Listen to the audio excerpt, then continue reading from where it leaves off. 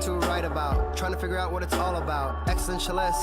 Am I worth anything or just a scout? I don't know. And that was great sounds of Watson with Outside on WNHHLP 103.5 FM New Haven. Myself, Preston, Mr. Easy BlueZ, and the always amazing, always intelligent, always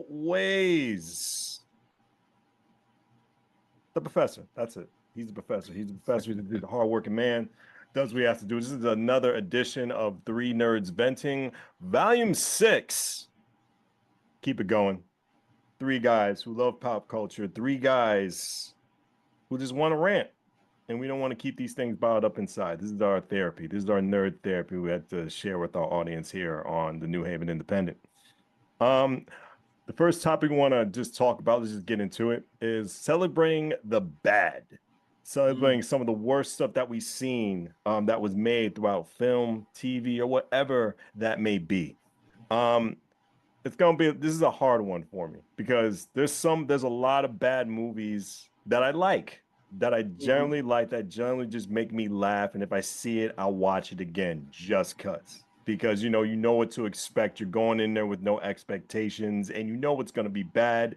You just want to just be entertained a little bit. You know why? Because this life is just too short.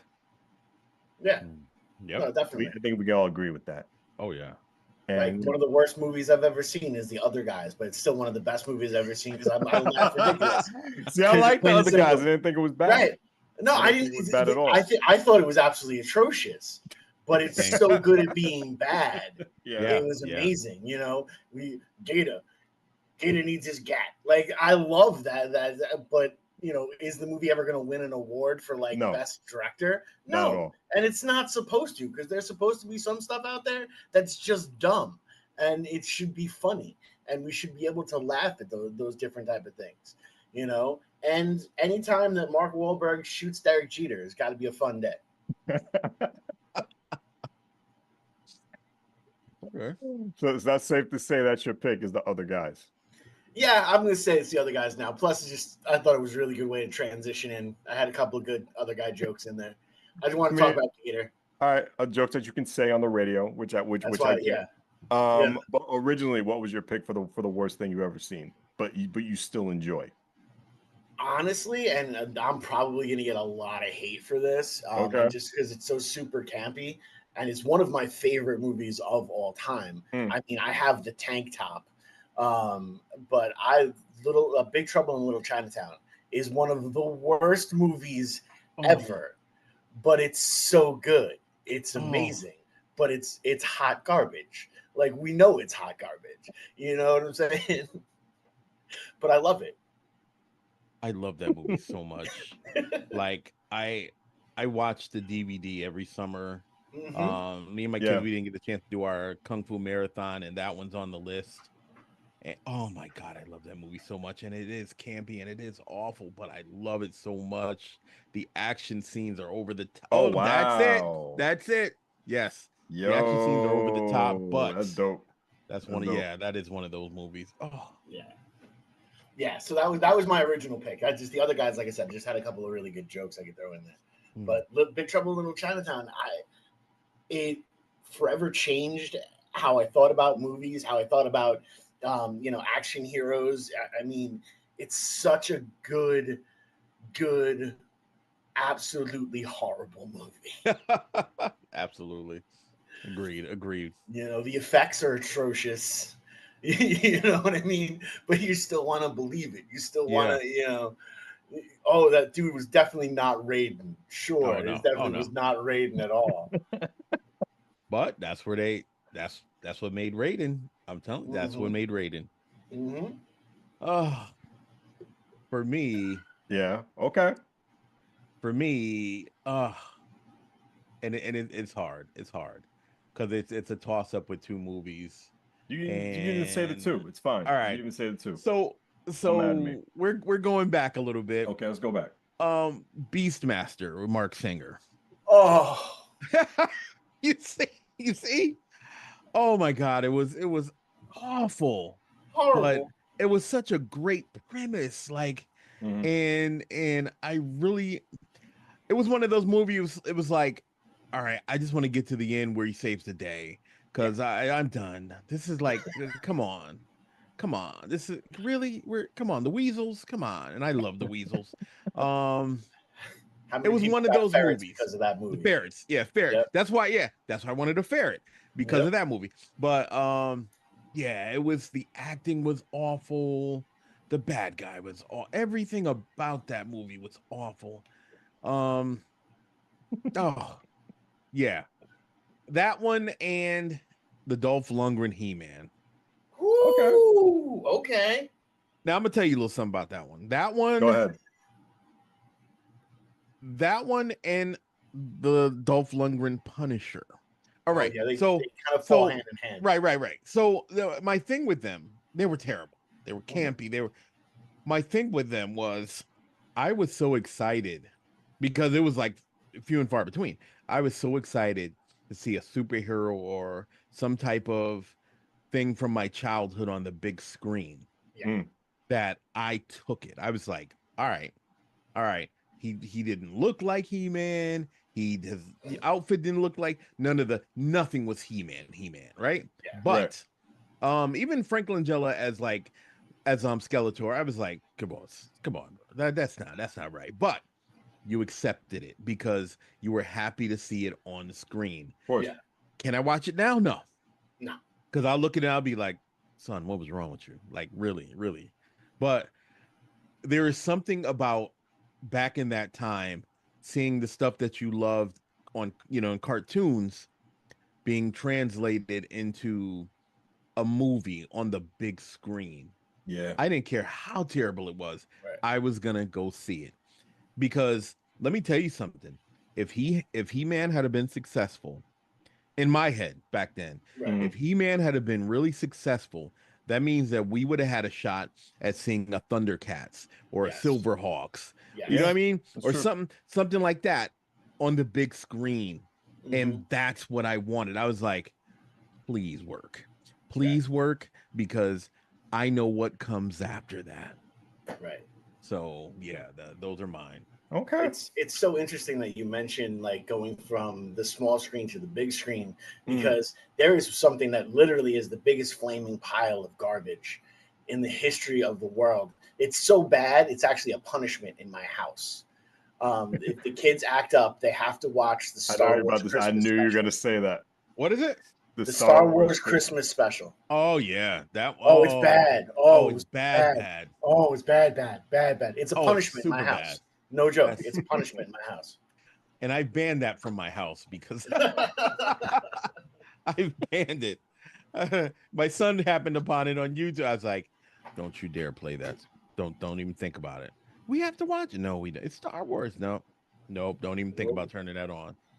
Oh my goodness, that's hilarious. And yes, that is a punishment. Absolutely. Yeah. It's hard for me. It really is hard for me because I was gonna go. It was like way back in the 2010s. Good God.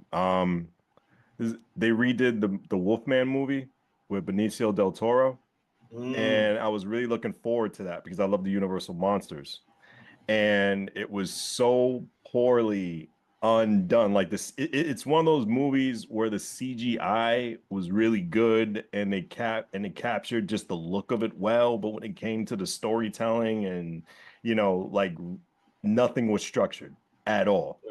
But just to see like the actual Wolfman just like come into existence and just recreate that old storytelling, I really felt they could have done that in the last decade, but they totally dropped the ball with it. And it was going to be this whole, monster universe. They had plans to redo Dracula. They had plans to redo the Loch Ness Monster. They had plans to redo Frankenstein and the Bride of Frankenstein. I was really looking forward into that.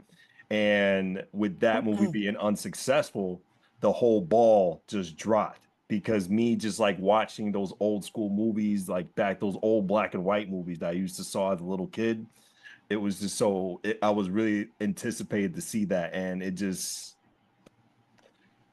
really disappointing for me. It really was. You know what I thought was the beginning of the end of that universe? Yeah. was when Tom Cruise ruined The Mummy. Oh, that's right. They did redo that. I heard that was horrible, and I I didn't was see it. so disappointed. I didn't see it because to me, oh the my Mummy God, is Brendan Fraser. You can't. Right. Why don't go back into that? They were that was just rebooting me. it, and then Yeah. and the funny part is, this is the funny part. Some of the CGI was like phenomenal. Yeah. And the actress that they had playing the Mummy as the antagonist, yeah, she was dope, and she I was believe fine. it. And she was fine, but yeah, they dropped the ball on that one severely, and they twisted the story. I'm not going to spoil it for the people who haven't seen it, of course. and if you want to take that chance and see it, but oh my goodness, that's what ruined the whole thing, because you would think with such a big name as Tom Cruise, that it would work, but no. Why mess something that was already working with the Brendan Fraser That's stuff? what I'm saying. Like, why wreck it? And please don't tell me a weight issue. Brendan Fraser can act. Yeah, he can. Brendan Fraser can do whatever he can do. You know, just pick him for that right role. I think it would have worked. I think it would have worked with him. It would have worked. You know what I mean? Because with those iconic names like that, you're looking forward until a different take for like a connected universe. But you know, things happen. They intended it to be a great thing, but when it really didn't. But just to see that at a theater again, it made me appreciate it, because like I don't think they can be recreated just as that. No, just the way they didn't want to approach it. But to me, that was the pick for me for the bad movie that I like to see. Right. I wouldn't mind seeing it again. All right, but what would not work out in 2024 when it comes to a franchise? What franchise, if they decide to bring back, would just be a total failure when it comes, just to the world today? Because like the audience is changing, with Gen Z and, with the world being the way as it is now, and with everything that got away when we were kids, just like looking at TV and movies, like what franchise, if they decide to bring it back, would just be a no-go at all? It can even be just that one movie that was popular back in the day. Yeah, see, I look at this two different ways. One, I'm going to look at it from the Marvel universe, because we talk about that a lot. Yeah, and I think like they did so much damage to the Inhumans brand that there's no way that that's ever going to fly as any type of movie or TV series. And I kind of feel the same way about the Eternals. But then I look at it as, what pushed the boundaries in the 90s to the point where it could not be shown again today. I don't think we could get like a shot for shot Married with Children or a Married with Children reboot. I don't think we can get that at all. That's fair. I agree. I agree. They got away with so much in that so show. Much stuff. So much stuff. Though they did it again. Yeah, they did it again. Bud would see charges. Oh yeah. Yeah, you know what I mean. He'd be on a list. His son too. Live by a school. Yeah, well, I was talking about the son. I wasn't talking about Al. His father was Al. His father was Al. And his son. Okay, I haven't. That tells me how long I've seen the show. Yeah. So, Bud would be not allowed to live within school. Schoolyards. Yeah. You know what I'm saying? That's fair. But yeah. All right. I'm gonna save Terrence's pick for last, because he seems like he got one about it already. Yeah, go ahead. Me personally, it was a funny movie to me back then, 20 years ago. Well, almost 20 years ago. But today, it'll be a no shot. And he was really lucky to dodge a bullet with this one. I'm talking about Robert Downey Jr. in Tropic Thunder. He dodged a huge bullet. Because I remember back in 2008, they were getting at Ben Stiller for the handicap jokes, because he was making fun of a handicapped person. But no one got at RDJ for the minstrel show he did. But the way they spinned it was the black guy was coming at him with his dark skin. Like, to me, I wasn't offended, because I knew what they were trying to put out there with Robert Downey Jr. just painting the black skin, and he was being called out every single minute for him doing the dirty, and it was highlighting how wrong it was. Right. Because Hollywood was doing it for decades, and that was the message they were just trying to cross. But if you do it today, It won't fly. Won't fly. So many mixed messages. And I just thought it was messed up how he got an Oscar nomination for it. I didn't think he shouldn't have got an Oscar nomination for that role. I'm with you on that one. And I loved it. I thought it was hilarious. But no, I'm with you on that one. But for the Academy to give him an Oscar for it, thank God for Heath Ledger. That's all I gotta say. Yeah. That's all I gotta say. Like Ralph Fiennes playing Michael Jackson, but we'll go past that. We'll go past. We're just gonna let that didn't happen. We're just gonna pretend. Not this universe. This was a different,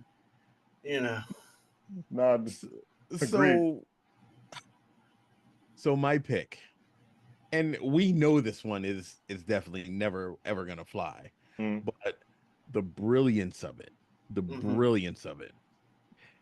Blazing Saddles. I knew it. I knew it. I didn't have to say Blazing Saddles because you were going to. You saw I was giggling. It actually has been remade. It's remade as a cartoon. Get out of here. I didn't know that. No. It's about dogs and cats. Oh, Jesus. So it actually has been remade, almost a shot-for-shot remake, obviously without certain words and stuff in there. Right. But it's a cartoon. I believe it has Samuel L. Jackson in it as well.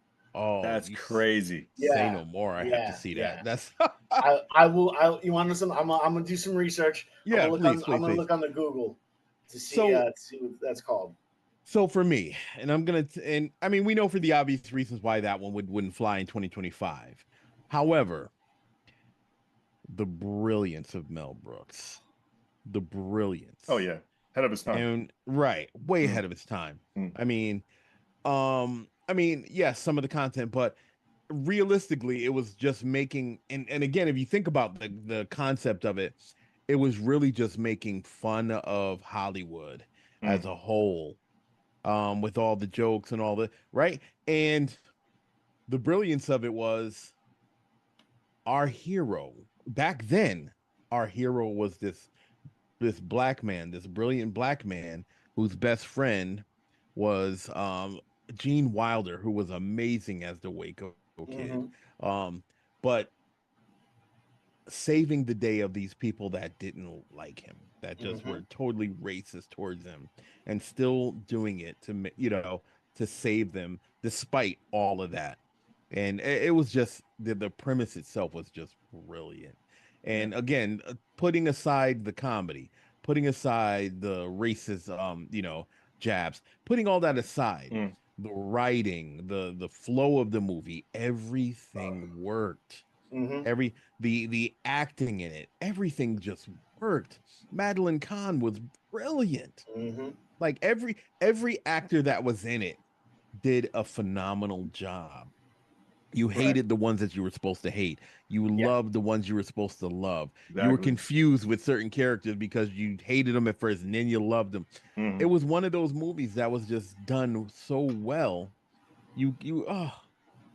Well, it's also you gotta love those hidden jokes with all of Mel Brooks' stuff. Like when they were trying to get the mayor or the governor to put his pen in the inkwell. Right. And he goes, think of your secretary, and he gets it in one shot. Yep. I was like, ooh. Like I remember being a kid and be like, I have no idea what that means. And I'm like, oh my Lord, that's so racy. By the way, I found the name of the film. It's called Paws of Fury: The Legend of Hank. Really? I had no idea that was a Blade. I didn't know that was. That's crazy. It's got Michael Cera, Ricky Gervais, George Takei, Samuel L. Jackson, Mel Brooks.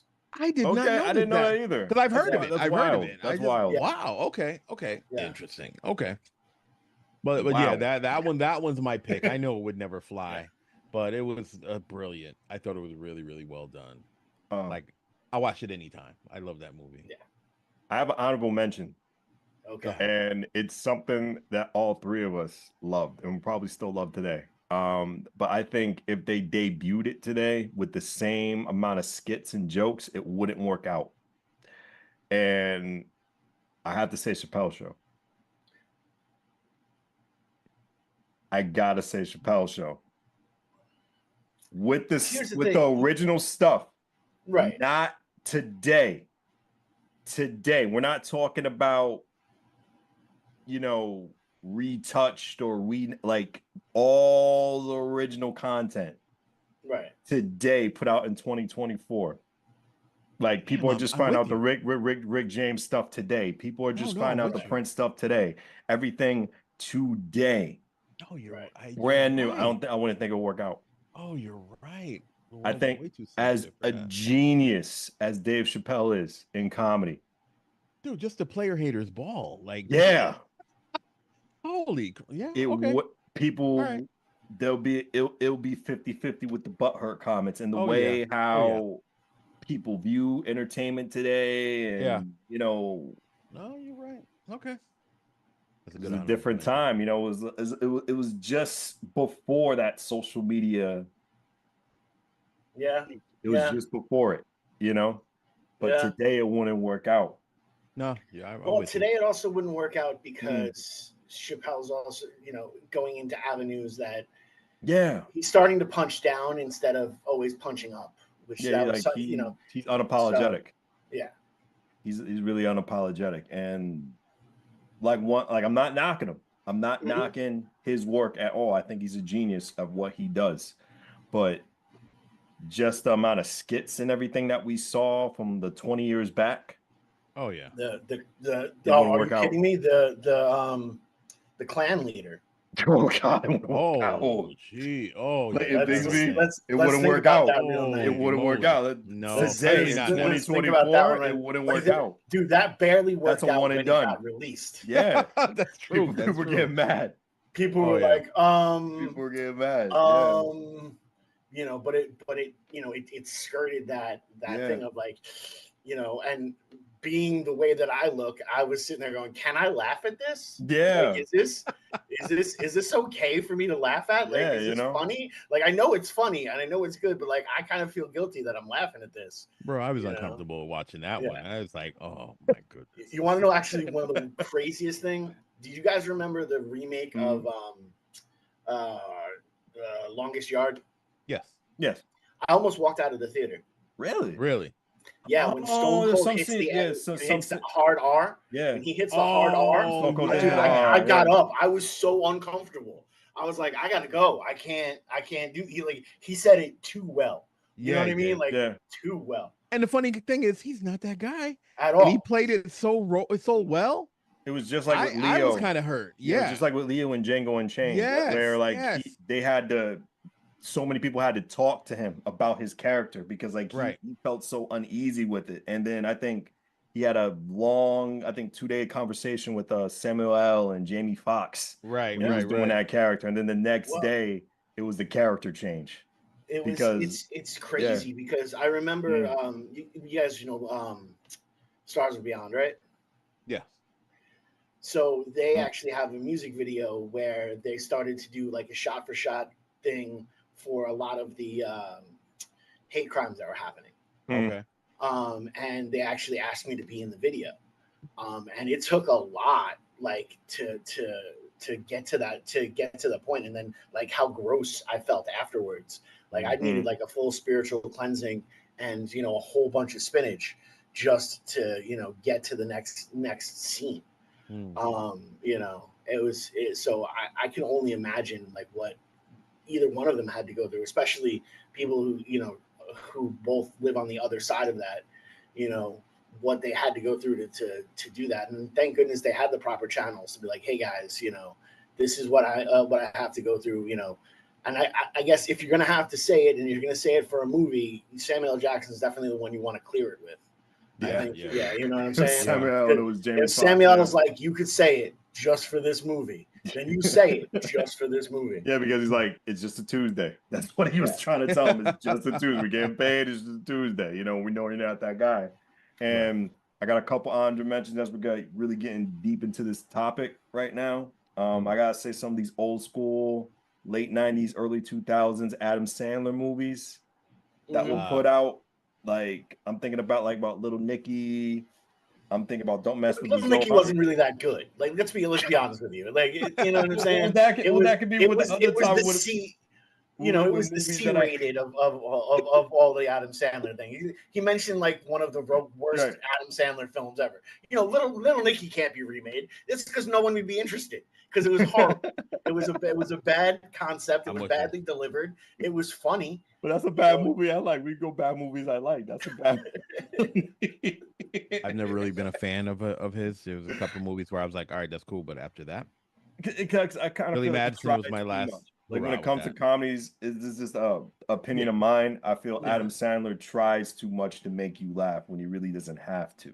But there's some movies that I do like Adam Sandler where he can show his true acting, like Uncut Gems. I really like that movie. Like that movie definitely. You really like that movie because you identified with the characters that had to deal with that guy. No. I had to watch it a second time for that topic. That's totally different from what we're doing. Different topic. That's totally different. Right. But I like Punch Drunk Love. I like Punch Drunk Love. That was a good movie with Adam Sandler. Yeah. And you know, so when he can act, he can really act. What was that movie that Adam Sandler had when he had the adopted kid? I forgot what it was called.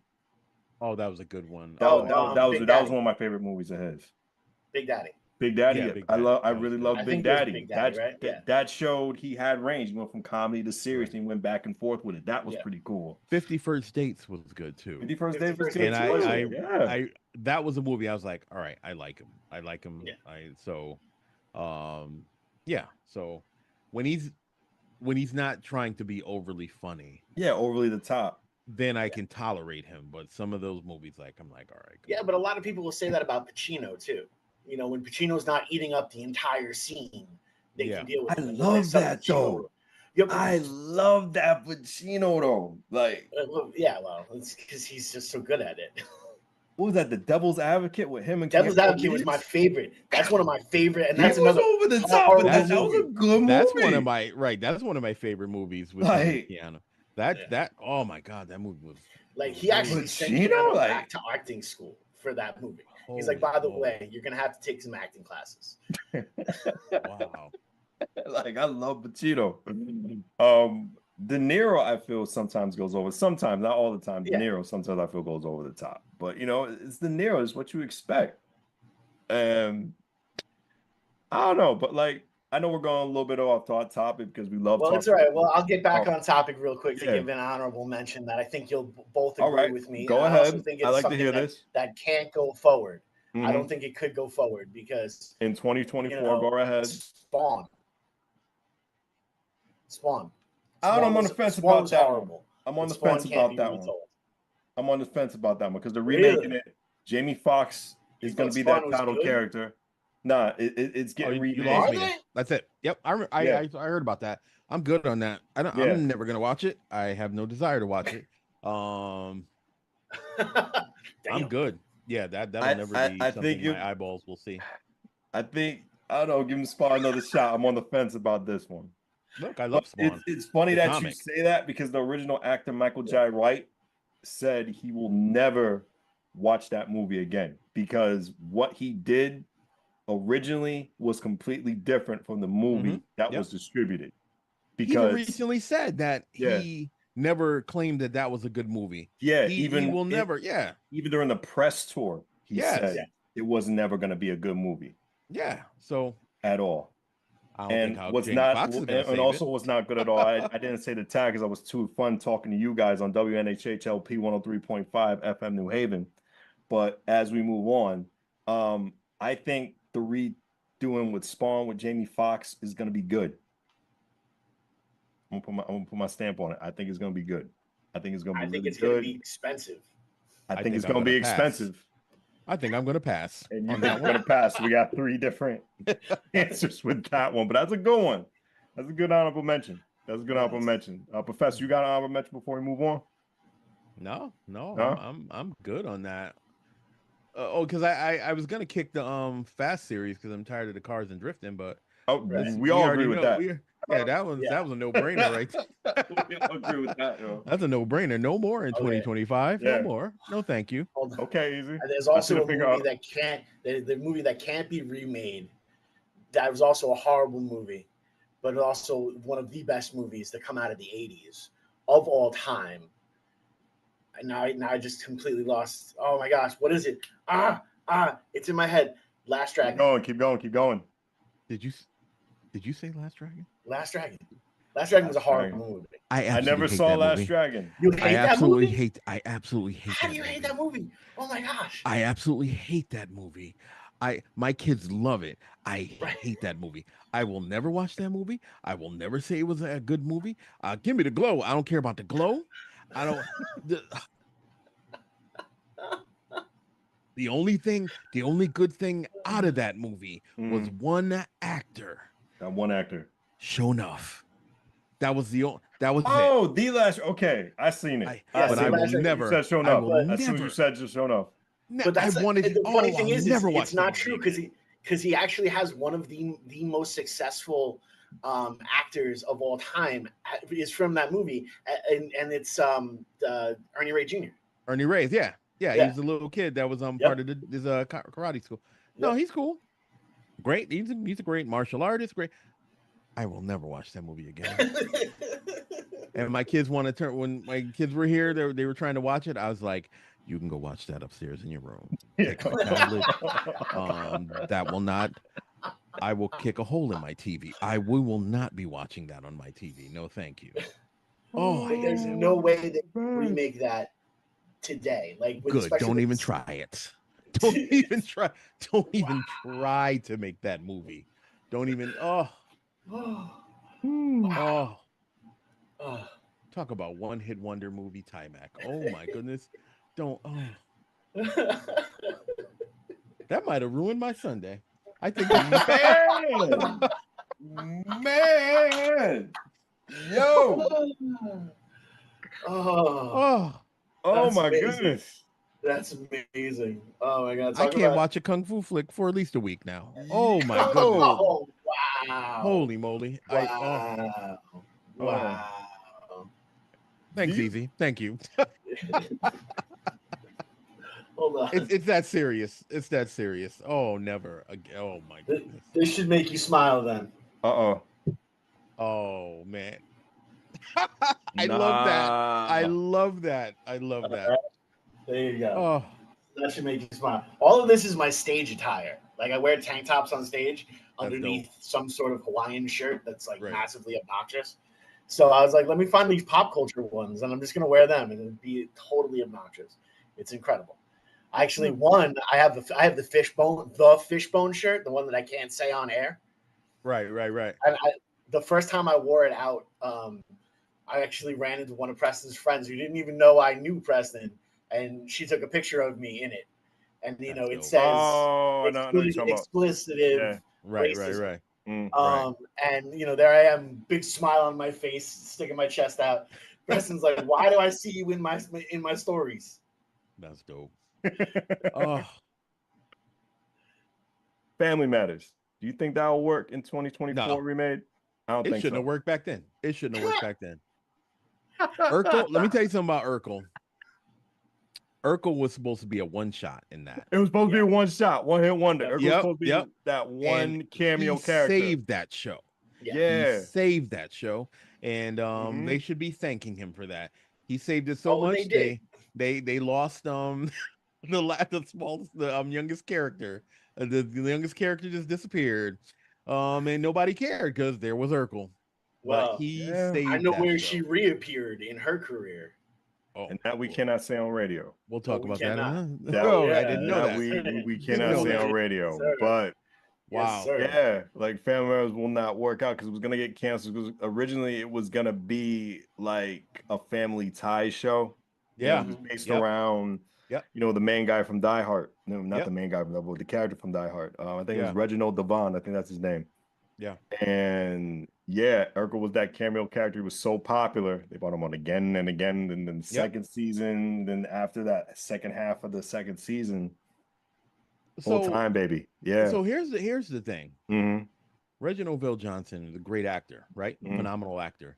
And riding the wave because his character was so phenomenal in Die Hard. Mm-hmm. And then he translated to that character, a similar, police officer character for that show. Mm-hmm. Again, it was a riding the wave decision. Yeah.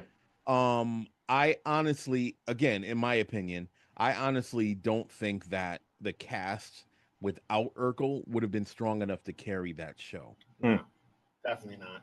Definitely not. Definitely not. So again, they should be thanking Urkel for how long it stayed on, and heck, I'm very surprised there was no spinoff. But that means because Urkel had the right? side characters. Yes. He had Mira Urkel and he had Stefan. Yep. They're the side characters too. Yeah. Right. So, I mean, I honestly, because he ended up with a cartoon. I mean, really, he did. Yeah. And toys. He ended up and toys. And toys. Cartoons and toys. Yeah. So he did. Thinking about the power of that character,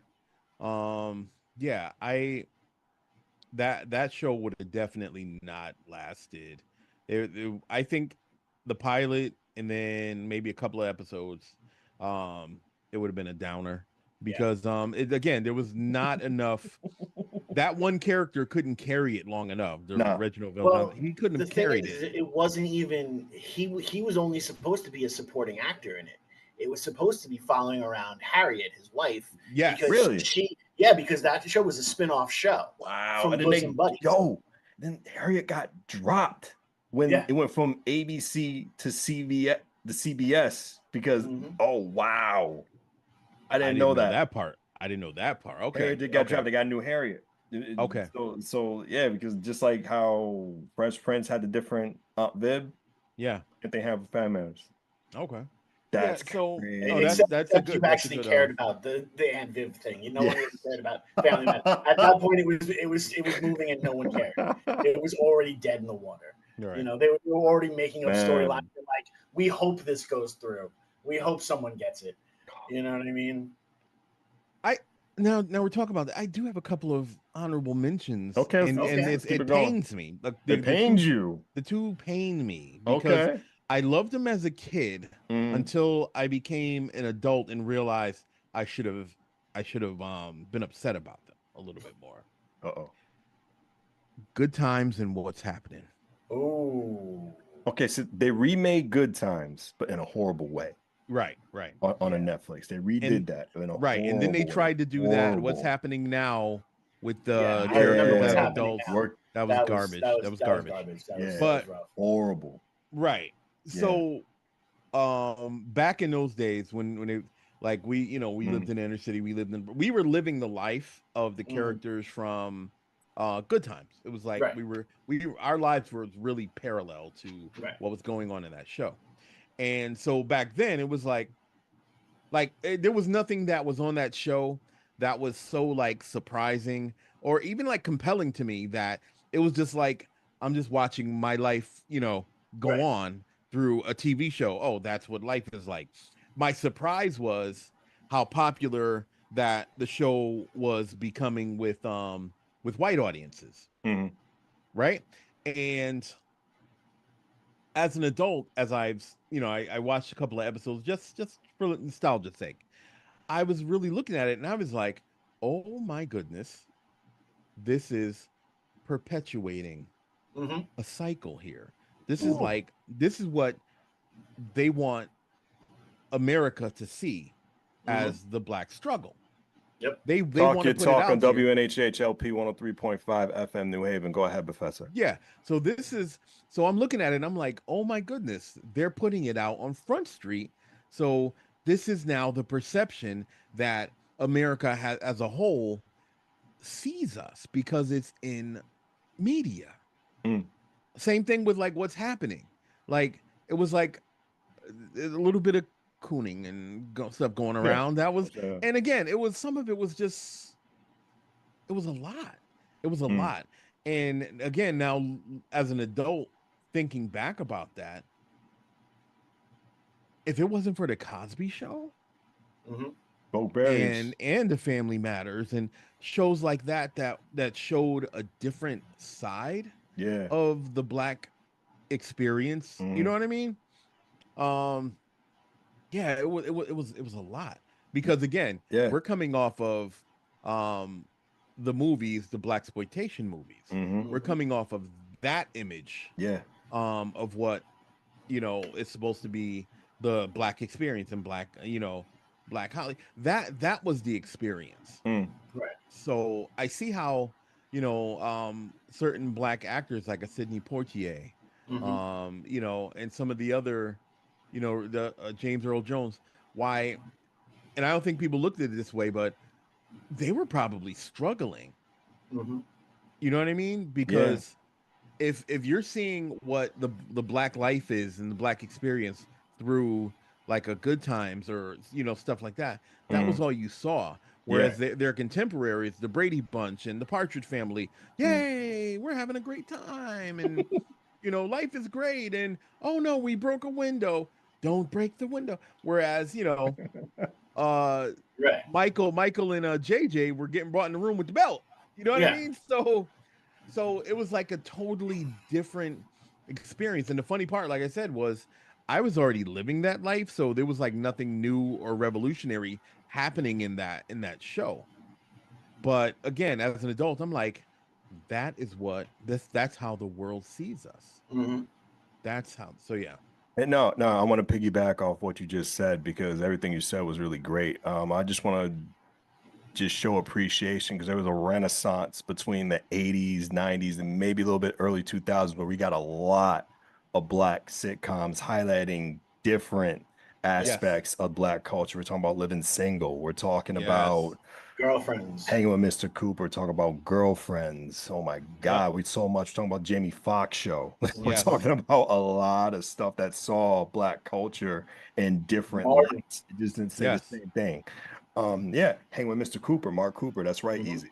Um, just so much, and even Moesha, like Mm-hmm. Yeah. different sides of when it comes to this. So like we gotta be really thankful for this. But it just comes to this other thought in my head, guys. When it comes to just an original sitcom, like just a sitcom in general, I just think that idea as of right now is dead. Sadly, Agreed. No, I sadly, agree. it's dead I agree. because we can have our funny shows. We can have like a Ted Mm-hmm. Lasso, which I saw easy, which is amazing. I Ah, got the free thing on the iPhone easy. I took your advice. It's a funny show, but it's a show. It's yeah. not a sitcom in front of an audience where the audience laughs and participates within the program in the show. I think that idea right now is just dead. It is. And if you And just it'll bring it come back back in in, 20 years. it may not. You never know. You never know. I think when it comes to the live aspect, we're talking about sports. We're Yeah. talking about, just like ideas like that when it comes to live on a streaming service. But like for a sitcom, it has to be I'm not against the idea easy. I'm just saying it's got to be like a knock out the park. Well, there are a Yeah. couple that are knocking them out of the park. Like Give me some that examples. that 90s show. That 90s show is amazing But because it's original exactly what idea. it is. An original idea. It's based off of that 70s show. Yeah. With the same cast, but it's dealing with it 20 years later in the 90s. And as being a kid who was that age in the 90s, Right. it's dead on. Like to the fact that you turn on the radio and Alanis Morissette's, what's is going on the radio in different aspects of there, Mhm. and you want to know what she's doing in the theater. You know what I mean? Like, so it's there. There are some that are there, or you have some of the. I don't even know if you guys remember this. It was an incredibly interesting show, but when they went live, I thought it was amazing, and it actually had phenomenal Ron, kind of comedian, also pothead. Uh, There's a lot. I don't know, light skinned dude. So much. There's a lot. Ron starts with an S, I think. I'll look it up. Okay. But yeah, they did a show where it was live, where they had they would walk out into the audience and like they would do improv that was necessary if a phone rang or something like that, which I thought was really really cool, really really interesting to watch. But to me, live performance is always going to be more interesting because something is going to go wrong. Okay. And I'm, like Saturday Night Live will always be there because someone's going to, most people don't watch Saturday Night Live because it's good. They watch it to watch these people fall apart and, to crack up hysterically, to make somebody laugh. That comes into an argument though. I think it can be good. I think it can still be good how it was when they had Eddie Murphy on, when they had like the old school comics like Will Ferrell and like that whole bunch of groups, you know, the different like iconic groups that were there. I think it can go back to that. I don't think they choose to come back to that because they have a formula now that is working for them. In my opinion, from what I'm seeing from the outside, I think they have a good formula, what they're doing. They're getting the numbers that they are for that program, and they're not going to go work as hard as they did back then to attract those people because they already have it. They already got the audience. There's no point, which I can't blame them. Well, we know that formula works because one of the longevity of like a Saturday Night Live, right? Yeah, of course, yeah. But we saw it with a Mad TV. We saw it with a Chappelle show. We even saw it in Living Color. Yeah. So we saw that formula working. But the greatest bridge, and I mean, this is going to sound really crazy. One of the greatest bridge to that kind of puts a spin on it for modern times is there was this show that my daughter used to watch when she was younger on Nickelodeon, a show called iCarly. Okay. And what was really interesting about that, you have the best of both worlds. They had like the live studio audience type of thing, but they also, some of the content was like kind of social media. The actual character was a social media influencer. Okay. And you saw that gap being bridged because there was a lot of pop culture references, like modern pop culture references that kind of garnered the interest of children to now like social media. Right. So that kind of put it over the top. And you saw this formula with a lot of the shows that they were doing on that station. And like I said, I saw it work. You saw like oh my goodness. It was a show that was on remember that show Yo Gabba Gabba? Yeah. Yo Gabba Gabba. That's getting remade. Kill show, brilliant show. It's getting remade. Is it? I would love that. It was a brilliant show. But you saw a lot of this stuff that it was still working. So could it still work now? Absolutely. But again, it really depends on like it's something being retro. There's something charming about that retro feeling. Professor, I'm gonna give this last couple minutes to you. Okay. So we can just close out after this because we're gonna end this the volume 6 and go into the volume 7 a little bit after. But this last bit of time is yours, Professor. Go ahead. Yeah, but there was just this amazing charm that came along with shows like that. That is something that is sorely needed, and it's needed so much that if somebody were to put out a show like that, would it be as successful as Saturday Night Live? No, but it would still be accepted because I think as a whole, people still want that in media. That's my thoughts. Volume 6 has done a wrap up. We still got a lot to talk about. See us again in 2 weeks for 3 Nerds Venting. Myself, Preston, the great Star Wars Hot Mr. Easy Blues, and I will no longer say the word show enough in front of this man, the Professor. WNHHLP 103.5 FM New Haven. We appreciate everyone. Thank you so much.